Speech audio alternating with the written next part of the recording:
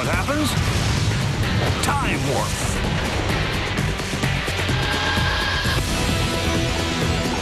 Welcome to Time Warp's Wild Kingdom, featuring animal expert and Hollywood trainer Jim Lovasek, and a couple of creatures, one innocent and one, well, not so innocent.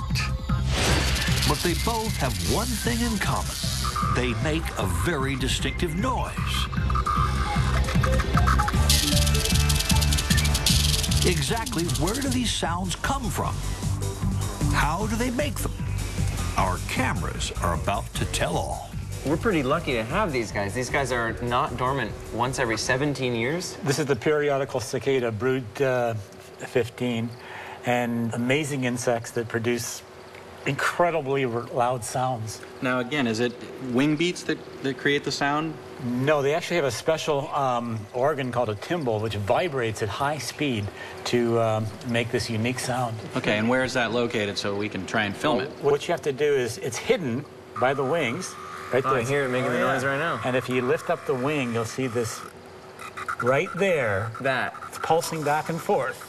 Wow. You can just barely see something that's shaking. Yeah, and the abdomen is hollow, so it amplifies the sound. So it's like a guitar body. Right. This part of the cicada's anatomy is called the timbal. Oh, right. And if you look closely, you can see there, see it? when it starts moving. It's amazing. You can't even see the timbal at all. It's really protected. Totally hidden by the wings. So most people would never even know it's there. But it is there. At 10,000 frames per second, we can see that as the timbal buckles inwards, it produces a click.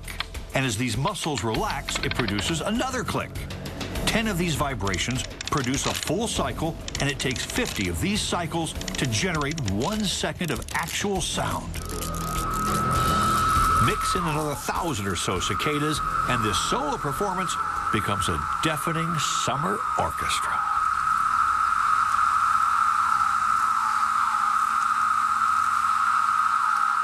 But when we slow it down, you can see so much more detail. You can see that this is actually a stack of about 10 strong structures connected by, some thinner, weak membrane, and it keeps folding at those points. It doesn't make it all the way across.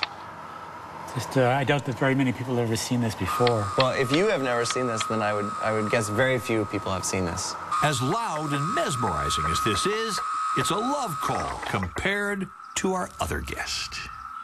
It's a western diamondback rattlesnake, and it's responsible for more snake bites than any other snake in North America. It's large and it has a nasty disposition. In order to get the rattle going, Jim uses a dangerous form of prompting. He risks a deadly bite for the sake of the Time Warp cameras.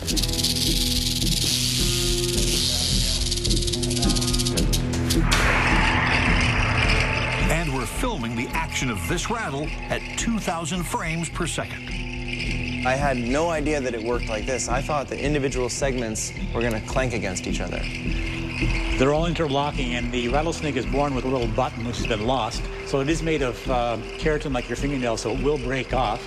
And every time the rattlesnake sheds its skin, it adds a new piece, a new segment to the rattle. Okay, so in some sense, it's more like spinal vertebra, where the top of one goes inside the other one, and that's what's clanking back and forth. That's correct.